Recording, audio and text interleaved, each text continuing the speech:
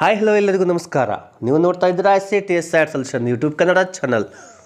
ಆತ್ಮೀಯ ಮುಖ್ಯ ಶಿಕ್ಷಕ ಬಂಧುಗಳೇ, ಬನ್ನಿ ಇವತ್ತಿನ ಒಂದು ವಿಡಿಯೋದಲ್ಲಿ ನಾನು ಕೆನರಾ ಬ್ಯಾಂಕ್ CSS ಪೋರ್ಟಲಲ್ಲಿ ನಿಮ್ಮ ಶಾಲೆಗೆ ಈ ವರ್ಷ ಬಂದಿರತಕ್ಕಂಥ ಯಾವ್ಯಾವ ಅನುದಾನ ಬಂದಿದೆ, ಆ ಅನುದಾನಕ್ಕೆ ಇರ್ತಕ್ಕಂಥ ಕಾಂಪೊನೆಂಟ್ ಕೋಡ್ಗಳೇನು, ಯಾವ ಕಾಂಪೊನೆಂಟ್ ಕೋಡ್ ಅಡಿಯಲ್ಲಿ ಎಷ್ಟು ಅನುದಾನ ನಮ್ಮ ಶಾಲೆಗೆ ಬಂದಿದೆ ಅನ್ನುವ ಒಂದು ರಿಪೋರ್ಟನ್ನು ಯಾವ ರೀತಿ ನಾವು ತಗೋಬೇಕು ಅನ್ನೋದನ್ನು ಈ ಒಂದು ವಿಡಿಯೋದಲ್ಲಿ ನಾನು ನಿಮಗೆ ತಿಳಿಸಿಕೊಡ್ತೇನೆ.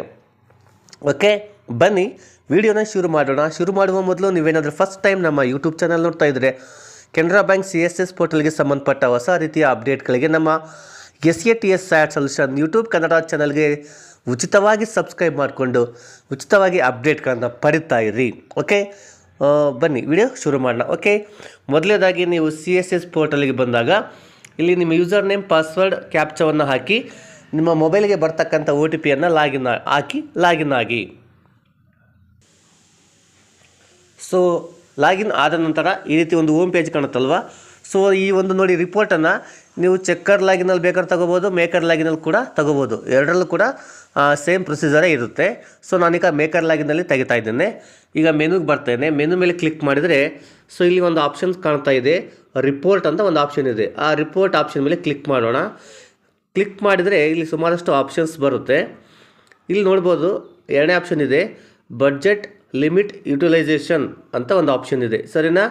ಸೊ ಅದರ ಮೇಲೆ ಕ್ಲಿಕ್ ಮಾಡೋಣ.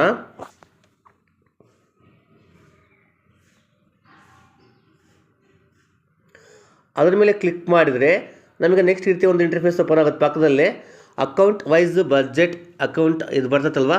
ಸೊ ಇದರಲ್ಲಿ ಇದು ನೋಡಿ ಎರಡನೇ ಆಪ್ಷನ್ ಇದೆ, component wise limit allocation, component wise limit utilisation. ಅಂದರೆ ನೀವು ಕಾಂಪೊನೆಂಟ್ ವೈಸ್ ನಿಮಗೆ ಎಷ್ಟು ಅಲೋಕೇಟ್ ಆಗಿದೆ ಅಂತ ಬೇಕಾದರೆ ಮೇಲ್ಗಡೆ ಎರಡನೇ ಆಪ್ಷನನ್ನು ಕ್ಲಿಕ್ ಮಾಡ್ಕೊಳ್ಳಿ. Component wise limit utilisation, component wise ನೀವು ಎಷ್ಟು ಖರ್ಚು ಮಾಡಿದಿರಿ ಅಂತ ರಿಪೋರ್ಟ್ ಬೇಕಪ್ಪ ಅಂದರೆ ಮೂರನೇ ಆಪ್ಷನ್ ಯೂಸ್ ಮಾಡ್ಕೊಳ್ಳಿ. ಸೊ ನಾನು ಅಲೋಕೇಶನ್ ನಮ್ಮ ಶಾಲೆಗೆ ಎಷ್ಟು ಬಂದಿದೆ ಅಂತ ನಾನು ತಿಳ್ಕೊಬೇಕಾಗಿದೆ. ಹಾಗಾಗಿ ನಾನು ಕಾಂಪೊನೆಂಟ್ ವೈಸ್ ಲಿಮಿಟ್ ಅಲೋಕೇಶನ್ ಅಂತ ಎರಡನೇ ಆಪ್ಷನ್ ಇದೆಯಲ್ವ, ಅದನ್ನ ಕ್ಲಿಕ್ ಮಾಡ್ತೇನೆ. ಸೊ ಅದನ್ನ ಕ್ಲಿಕ್ ಮಾಡಿದರೆ ನಮಗೆ ನೆಕ್ಸ್ಟ್ ರೀತಿ ಒಂದು ಇಂಟರ್ಫೇಸ್ ಓಪನ್ ಆಗುತ್ತೆ. ಸೊ ಇದರಲ್ಲಿ ಸೆಲೆಕ್ಟ್ ಫೈನಾನ್ಷಿಯಲ್ ಇಯರ್ ಆಟೋಮೆಟಿಕ್ಕಾಗಿ ಇದೆ, ಕರೆಂಟ್ ಅಕಾಡೆಮಿಕ್ ಇಯರ್ ಅಂತ ಇದೆ. ಇಲ್ಲಿ ಲಿಮಿಟ್ ಅಲೋಕೇಶನ್ ಫ್ರಮ್ ಡೇಟ್ ಅಂತ ಇದೆ. ಫ್ರಮ್ ಡೇಟನ್ನು ನಾನು ಇಲ್ಲಿ ಸೆಲೆಕ್ಟ್ ಮಾಡ್ಕೊತೀನಿ. ಇಲ್ಲಿ ಏಪ್ರಿಲ್ 1ನೇ ತಾರೀಕು 2025 ಆ ಒಂದು ದಿನಾಂಕವನ್ನು ನಾನು ಇಲ್ಲಿ 25ನೇ ಇಸ್ವಿ ಏಪ್ರಿಲ್ 1ನೇ ತಾರೀಕನ್ನು ಸೆಲೆಕ್ಟ್ ಮಾಡ್ಕೊತೇನೆ.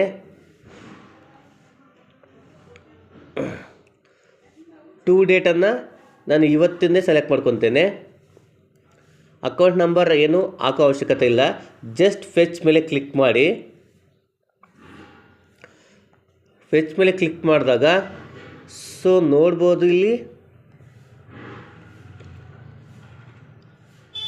ನೋಡಿ ನಿಮಗೆ ಕಾಂಪೊನೆಂಟ್ ಕೋಡ್ ಇದೆ, ಕಾಂಪೊನೆಂಟ್ ಡಿಸ್ಕ್ರಿಪ್ಷನ್ ಇದೆ, ಓಲ್ಡ್ ಲಿಮಿಟ್ ಇದೆ, ಲಿಮಿಟ್ ಅಲೋಕೇಶನ್.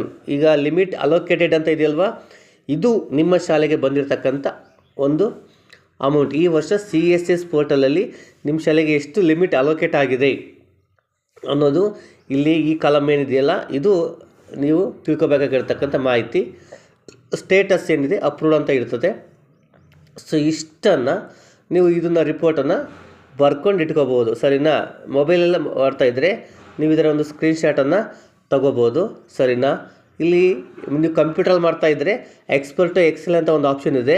ನೀವು ಅದನ್ನು ಮಾಡಿದರೆ ಎಕ್ಸೆಲ್ ರೂಪದಲ್ಲಿ ನಿಮಗೆ ನಿಮ್ಮ ಕಂಪ್ಯೂಟರ್ ಕೂಡ ಸೇವ್ ಆಗುತ್ತೆ. ಓಕೆನಾ? ನೋಡಿ ಒಂದು ರಿಪೀಟ್ ಮಾಡ್ತೇನೆ. ಇಲ್ಲಿ ಕಾಂಪೊನೆಂಟ್ ಕೋಡ್ ಇದೆ ಮತ್ತು ಆ ಕಾಂಪೊನೆಂಟ್ ಡಿಸ್ಕ್ರಿಪ್ಷನ್ ಇದೆ. ಫಾರ್ ಎಕ್ಸಾಂಪಲ್ ಇದು ಕೋಡ್ ಹಾಕಿದ್ರೆ ಅದು ಯಾವ ಅಮೌಂಟ್ ಯಾವುದಕ್ಕೆ ಅಂತ ಇದೆ, ಆಮೇಲೆ ಓಲ್ಡ್ ಲಿಮಿಟ್ ಎಷ್ಟಿತ್ತು, ಲಿಮಿಟ್ ನಿಮಗೆ ಎಷ್ಟು ಅಲೋಕೇಟ್ ಆಗಿದೆ.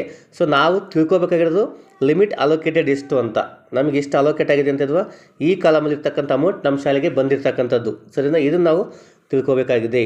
ಸೊ ಈ ರೀತಿ ನಾವು ನಮ್ಮ ಲಾಗಿನ್ನಲ್ಲೇ ನಾವೇ ತಿಳ್ಕೊಬೋದು ಎಷ್ಟು ಅಮೌಂಟು ಯಾವ ಕಾಂಪೊನೆಂಟ್ ಕೋಡ್ ಅಡಿಯಲ್ಲಿ ಬಂದಿದೆ ಅಂತ ಸುಲಭವಾಗಿ ನಾವು ತಿಳ್ಕೊಬೋದು. ಓಕೆ, ಸೊ ಇದಿಷ್ಟು ಮಾಹಿತಿ. ಈ ಮಾಹಿತಿ ನಿಮಗೆ ಇಷ್ಟ ಆಯಿತು ಅಂದ್ಕೊತೀನಿ. ಆಗಿದ್ದರೆ ದಯವಿಟ್ಟು ಒಂದು ಲೈಕ್ ಕೊಡಿ, ಕಮೆಂಟ್ ಮಾಡಿ.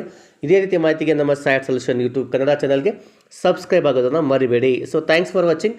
ಧನ್ಯವಾದಗಳು.